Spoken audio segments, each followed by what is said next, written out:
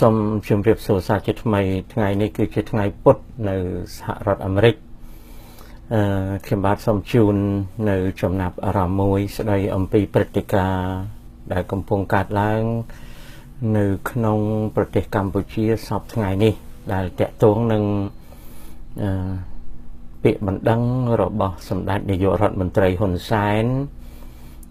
ចំពោះលោកកឹមសុខដែលជាអ្នកសិក្សាវិភាគសង្គមខ្ញុំបានតាមដានរឿងនេះហើយបានចាក់ស្ដាប់ម្ដងហើយម្ដងទៀតនៅប្រសាសន៍របស់លោកទាំងពីរដែលចំណាប់អារម្មណ៍ទៅលើបញ្ហាហើយខ្ញុំបាទក៏ឮសូរថាលោកមេធាវីតំណាងសម្ដេចនាយករដ្ឋមន្ត្រីទើបតែនឹងបានដាក់ពាក្យបណ្ដឹងហើយថែមនៅពាក្យបណ្ដឹងមួយទៀតចំពោះលោកកឹមសុខហើយក៏បានឮសូរលោកកឹមសុខប្រតិកម្មចំពោះពាក្យបណ្ដឹងស្ទួននេះខ្ញុំបាទសូមជម្រាបថាខ្ញុំបាទមានសេចក្តីព្រួយបារម្ភជាទីបំផុតចំពោះព្រឹត្តិការណ៍នេះខ្ញុំបាទសង្កេតឃើញថាទី1ខ្ញុំបានអត្ថាធិប្បាយម្ដងជាពីរដងហើយថាសម្ដេចនាយករដ្ឋមន្ត្រីហ៊ុនសែនលោកមិនដឹងជាមួម៉ៅរឿងអ្វីទេលោកមិនសូវសប្បាយប្រទេសសោះហើយក៏ហាក់ដូចជាមិនសុខមិនសាប់ចំពោះសភាពការនានានៅក្រោមបង្គាប់របស់លោកទោះបីខ្ញុំបានគូសបញ្ជាក់ហើយគូសបញ្ជាក់ទៀតថាសម្ដេចនាយករដ្ឋមន្ត្រីហ៊ុនសែនលោកជាបុរសខ្លាំងលោកមានអំណាចឫទ្ធិចេស្តាខ្លាំងក្លាគ្មានពីរនៅក្នុងព្រះរាជាណាចក្រកម្ពុជាទាំងមូលដែលលោកក្តោបក្តាប់នៅអំណាចសពបែបយ៉ាងហើយលោកក៏មានលទ្ធភាពនឹងអនុវត្តអ្វីដែលលោកមានចិន្តាចង់អនុវត្តគ្មានរឿងអ្វីដែលអាចនឹងរាំងស្ទះឬក៏ខៀខាំងឬក៏ធ្វើឲ្យសម្ដេចនាយករដ្ឋមន្ត្រីហ៊ុនសែនលោកទើសទាល់ទេលោកស្ថិតនៅក្នុងឋានៈជាប្រមុខរដ្ឋាភិបាលនិងជាមេដឹកនាំដ៏ខ្លាំងក្លាសម្បូរអាជ្ញាជាទីបំផុតនៅប្រទេសកម្ពុជាអញ្ចឹងខ្ញុំបាទក៏ចេះតែចំណាប់អារម្មណ៍ហើយនឹងអង្វរកទៀតចំពោះសម្ដេចនាយករដ្ឋមន្ត្រីសូមលោកមេត្តារំងាប់ប្រតិកុំខឹងសម្បាកុំទោមនស្សខ្លាំងពេកងាកមកលោកកឹមសុខខ្ញុំបាទមានសេចក្តីគោរពកោតសរសើរលោកកឹមសុខចំពោះគោលជំហរស្មោះត្រង់គោលជំហរមានការចេះដឹងក្នុងការវិភាគក៏ដូចជានៅក្នុងការថ្លែងចំពោះទិដ្ឋភាពសង្គមខ្ញុំបាទសូមសរសើរស្មោះអស់ពីដួងចិត្តហើយក៏សូមគោរពពីចម្ងាយលោកទាំងពីរសម្ដេចនាយករដ្ឋមន្ត្រីហ៊ុនសែននិងលោកកឹមសុខសុទ្ធតែជាមនុស្សដែលខ្ញុំគោរពទាំងពីរអត់មានបុគ្គលមួយណាដែលខ្ញុំមិនគោរពមិនស្រឡាញ់នោះទេឥឡូវនេះកើតរឿងប្តឹងផ្ដាល់គ្នាជារឿងដែលធ្វើឲ្យខ្ញុំបាននឹងព្រួយបារម្ភជាទីបំផុតព្រួយបារម្ភយ៉ាងណាព្រួយបារម្ភថារឿងអស់នេះមិនមែនជារឿងធំឡើយសម្ដេចលោកជាប្រមុខរាជរដ្ឋាភិបាលក៏ដូចជាលោកជាបុគ្គលដ៏ឧត្តមឧត្តមមានអំណាចចេស្តាលោកមិនគួរណាមកខ្ញាល់មកខឹងនឹងលោកកឹមសុខ ដែលតូចមួយទេណាតូចមួយដែលជាពលរដ្ឋតូចមួយទេទោះបីមានមតិខ្លះលើសលួសខុសឆ្គងយ៉ាងណាក៏សូមសម្ដេចលោកគួរអធិស្ឋាននៅក្នុងរឿងនេះចំណែកលោកកឹមសុខវិញខ្ញុំបានស្ដាប់នៅប្រតិកម្មរបស់លោកដែលបានធ្វើទាំងឡាយនោះហើយក្នុងប្រតិកម្មមួយខ្ញុំបានស្ដាប់ច្រើនដងទៀតស្ដាប់ហើយស្ដាប់ទៀតខ្ញុំបានសង្កេតឃើញថាលោកប្រឹងប្រែងការពារនៅមតិរបស់លោកនេះគឺជាចំណុចគួរឲ្យកោតសរសើរប៉ុន្តែខ្ញុំបាទក៏សូមអង្វរដូចខ្ញុំបានអង្វរសម្ដេចហ៊ុនសែនអញ្ចឹងសូមអង្វរថាប្រតិកម្មរបស់លោកកឹមសុខល្អហើយគ្មានអ្វីទាស់ទេប៉ុន្តែសូមអង្វរថាលោកកឹមសុខមេត្តារៀបចំនៅការត្រៀមខ្លួនពីព្រោះសម្ដេចលោកមានមេធាវីប្តឹងឡើងទៅតុលាការអញ្ចឹងហើយយើងដឹងហើយថាតុលាការនៅប្រទេសកម្ពុជាมันមានលទ្ធភាពច្រើនសម្រាប់ពលរដ្ឋឈ្នះរដ្ឋអំណាចទេมันមានតលតែសោះពីព្រោះតុលាការនៅក្នុងប្រទេសកម្ពុជាមិនទាន់មានលទ្ធភាពអនុវត្តនៅសាលក្រមនឹងការវិនិច្ឆ័យទោសកំហុសឯករាជ្យនៅឡើយយើងបានដឹងគ្រប់គ្នាអញ្ចឹងសូមអង្វរលោកកឹមសុខសូមចំណាយពេលត្រៀមរៀបចំខ្លួនសូមអង្វរលោកកឹមសុខមេត្តាកុំប្រតិកម្មថែមទៀតមិនបានជាអង្វរពីព្រោះខ្ញុំបាទស្ដាប់ទៅគឺពេលដែលលោកមានប្រសាសន៍លោកក៏មាននៅចិន្តារម្មណ៍នេះលោកលំបាកណាស់ទោះបីលោកនៅក្នុងសច្ចធម៌លោកនៅក្នុងគោលការណ៍មែនតែលោកក៏លំបាកណាស់ទេណាយើងជាមនុស្សទទួលនៅសម្ពាធដូច្នេះយើងលំបាកណាស់អញ្ចឹងជួនកាលការធ្វើសម្ភារ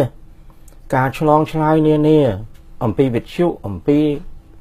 អ្នកសម្ភារនានាអាចឲ្យលោកមានប្រសាសន៍វែងឆ្ងាយទៅវានាំឲ្យចងរឹតរួតដល់លោករឹតតែលំបាកជាងបច្ចុប្បន្នកាលជាការពិតណាស់នៅក្នុងសតិអារម្មណ៍មហាជន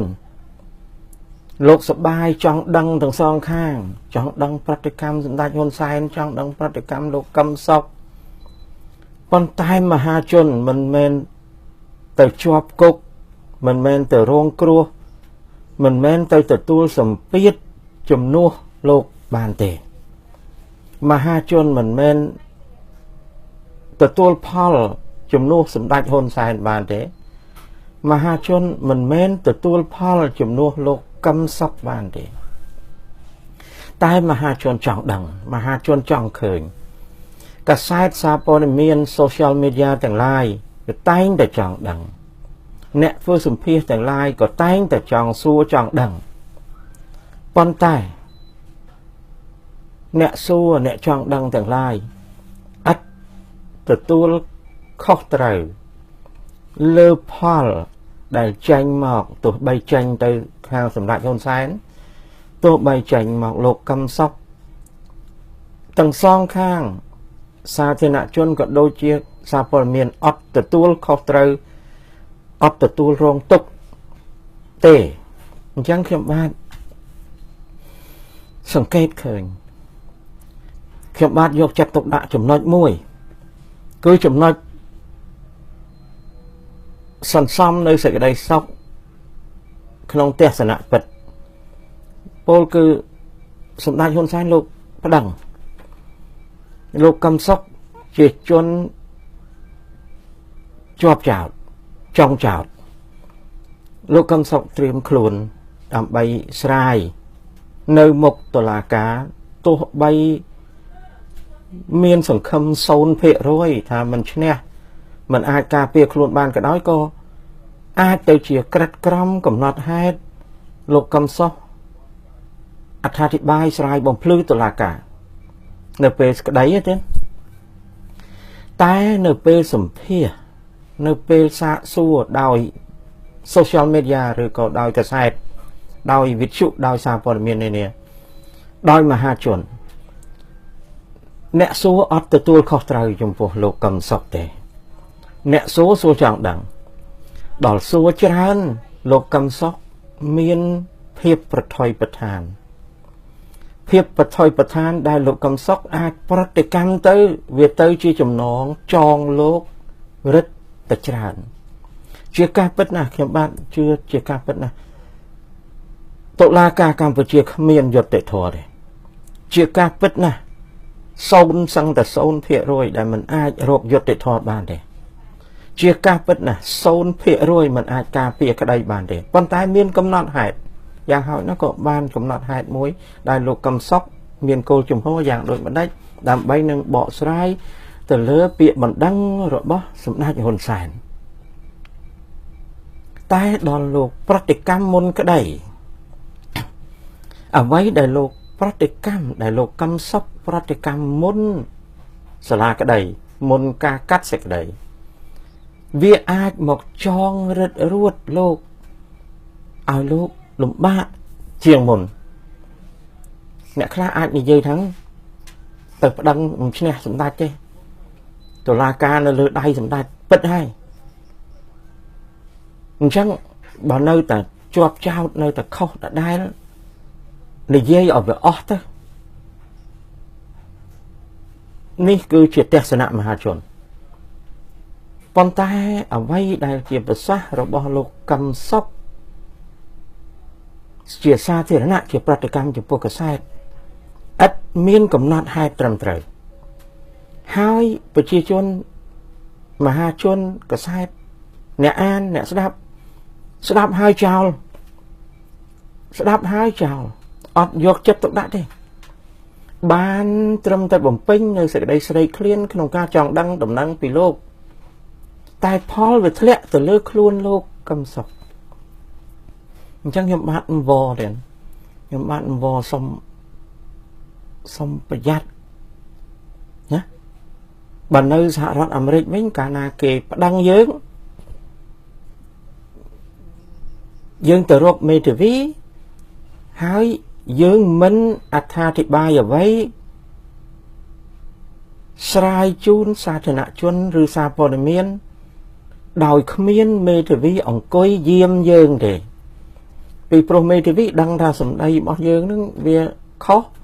វាចងយើងវាធ្វើឲ្យយើងលំបាកឬក៏យើងអាចនិយាយបាន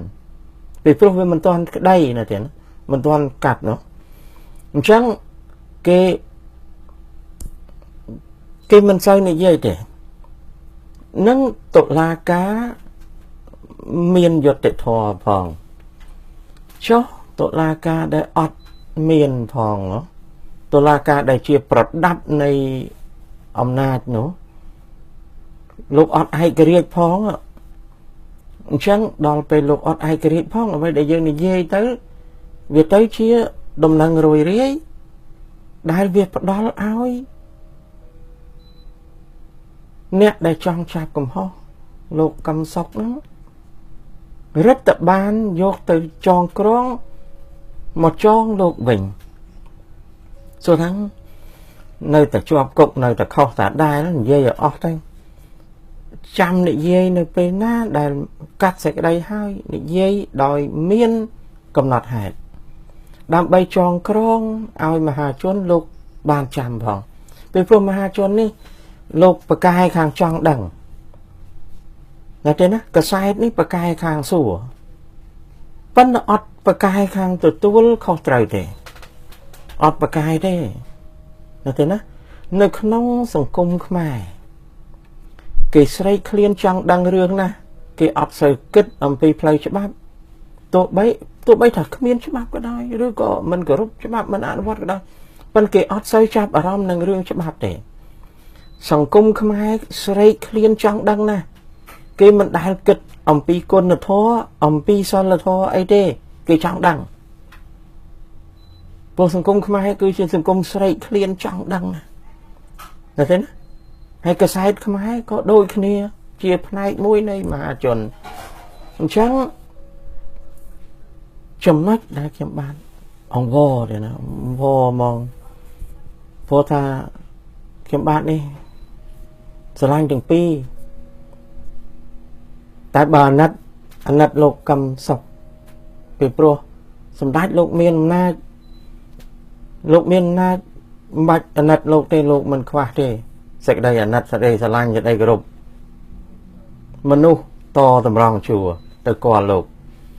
ได้ขยมอันนัดโลกกำศกขยมสดับโลกในยี่สมเพชจองกราวโลกมีนสเตอรมมนุษย์ยังมันเมนทมอได้เด่นสเตอรมนะเด่นนะอะไรนี้มันจับเรื่องอย่างปันนังสมองวอถึงปีองวอดัดคนไซน์พ้องนะองวอสมดัดคนไซน์องวอโลกกำศกอะไรนี่คือบ้านสมพระดอลในติดเพียบวิเพียบบันเทิงปัญญาห้าสมดัติหุ่นไซน์หนึ่งโลกำศกเชียนโจลดอลดำหนักกาเกี่ยหายท่าดำไรแตะประมาอีกเนี่ยดำไรโยโต้งก็เด่นโยประมาโยจ่อโยหลัง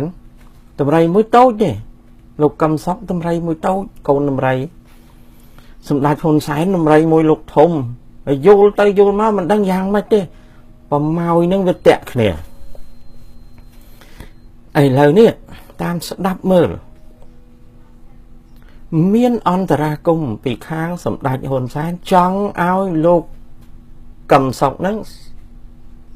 เอาหนุ่มโตนมันได้เอาหนุ่มโตนมันได้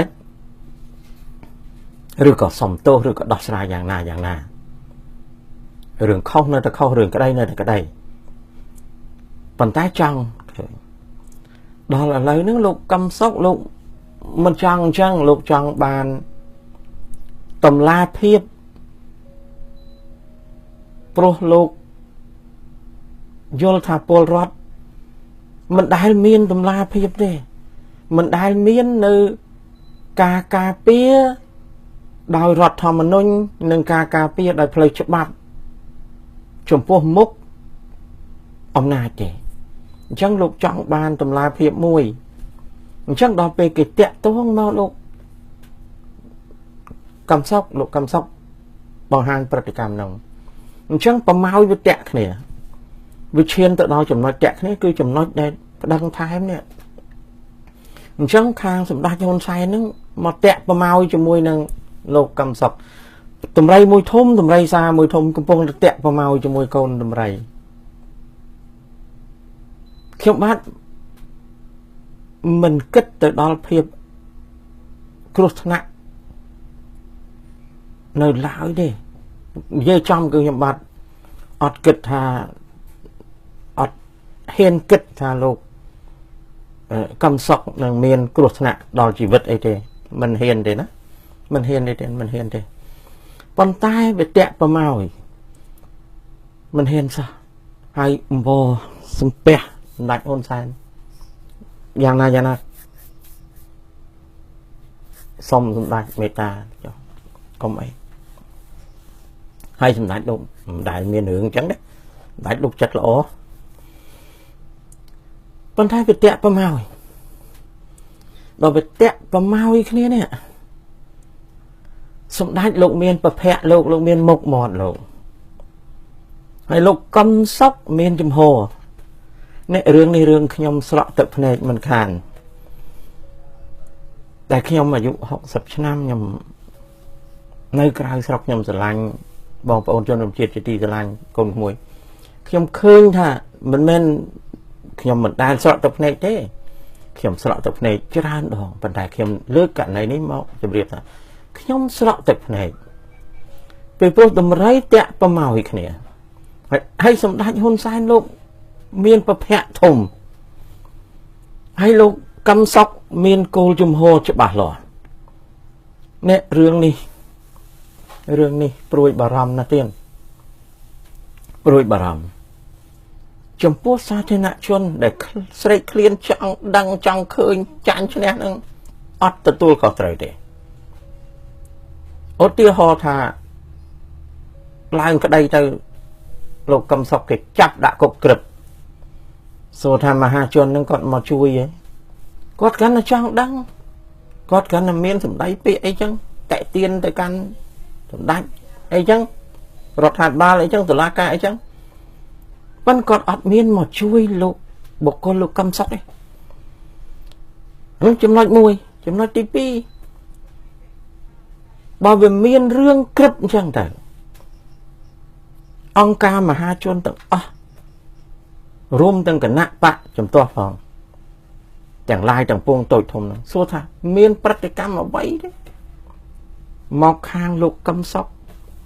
saro mà nè sẽ ngom sọc riêng luôn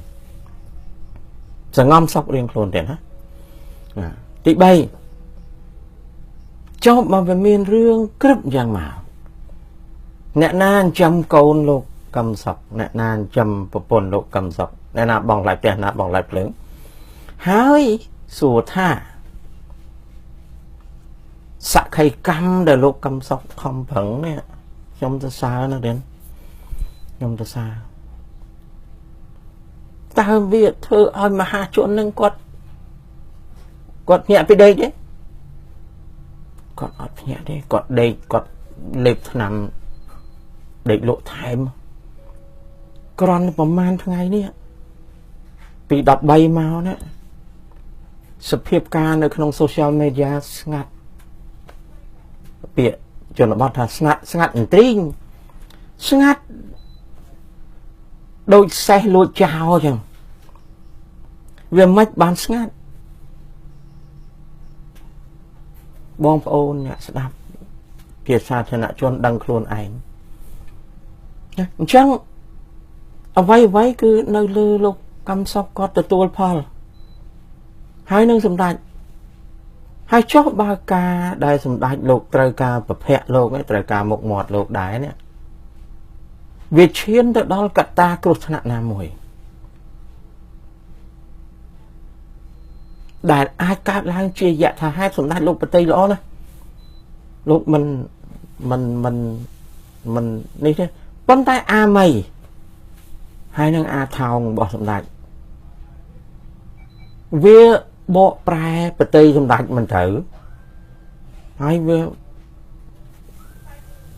ប្រតិកម្មខុសទៅមិនទៅនរណាអ្នកទទួលខុសទៅលោកកម្មសពទទួលខុសទៅខ្ញុំដឹងហើយទៀតខ្ញុំបាទដឹងថានិយាយទៅលោកកម្មសពអាចប្រាប់ថាបងហើយពូហើយខ្ញុំអត់ត្រូវការពូអាណិតអញ្ចឹងទេប៉ុន្តែដើមទ្រូងជាខ្មែរគេជេរខ្ញុំអីចឹងក៏អីដែរដើមទ្រូងជាខ្មែរឃើញទេណាដើមទ្រូងជាខ្មែរ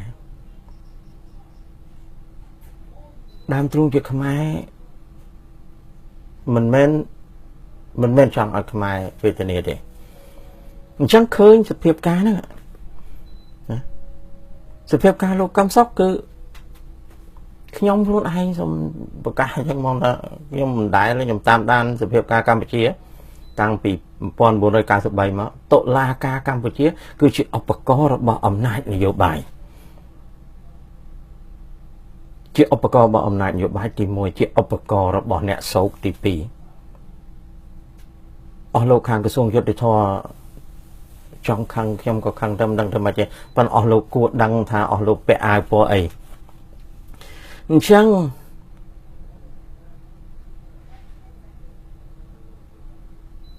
បើសិនណាជាសម្ដេចលោកប្រទានពលឺមកថាលោកឲ្យលោកកម្មសពការពារក្តីលោកហើយក៏លោកមិចភ្នែកថាតុលាការឯងឲ្យវារួចទៅខ្ញុំថ្វាយគុំសម្ដេចសូមអរគុណចុះលោកកម្មសពមិនបាច់អរគុណសម្ដេចក៏ឲ្យចុះខ្ញុំសក់ចិត្តចឹងណាខ្ញុំនិយាយសឹងតែមិនចាញ់តែហេតុដូចម្ដេចបានខ្ញុំធ្វើคลิปនេះ trong xã thể nạn chôn để mơ clip này pin chặt chế bà chào nhằm rằng là đôi chuyện lục ấy chung sẽ ray sợ khôngประมาท ដល់ ជីវិត ខ្ញុំ គាត់ នៅ អាមេរិក ដែរ គាត់ នៅ ខ្ញុំ និយាយ រឿង លោក សំរងស៊ី លាលែង ពី តំណែង គាត់ ស្ដាប់ អត់ យល់ ពេល ព្រោះ គាត់ រៀន សូត្រ ចេះ ដឹង ខ្ពស់ ជាង ខ្ញុំ គាត់ ស្ដាប់ មិន យល់ គាត់ ប្រមាថ ជីវិត ខ្ញុំ គាត់ នៅ អាមេរិក 24 ម៉ោង ខ្ញុំ អាច នឹង ទៅ ជំរាប សួរ គាត់ ឲ្យ បាន នៅ គាត់ ប្រមាថ ខ្ញុំ គាត់ ប្រមាថ ជីវិត ខ្ញុំ ខ្ញុំ អត់ មាន ខឹង ទេ ប៉ុន្តែ ថា វា កំសត់ ខ្មែរ យើង អញ្ចឹង ឥឡូវ នេះ តម្រៃ តាក់ ប្រមោយ គ្នា មួយ តម្រៃ សា មួយ កូន តម្រៃ ទូច មួយ លោក អើយ ខ្ញុំ សូម បញ្ចប់ ប៉ុណ្ណឹង ហើយ សូម បួង សួង ថា វត្ថុ ស័ក្តិសិទ្ធិ ទាំង ឡាយ ព្រះ ជា ម្ចាស់ រក្សា ផែន ដី ខ្មែរ ព្រះ អង្គ ឯង រឿង កើត ច្រើន ណាស់ មនុស្ស ក៏ ស្លាប់ ច្រើន សូម ព្រះ ជា ម្ចាស់ ប្រទាន ពន្លឺ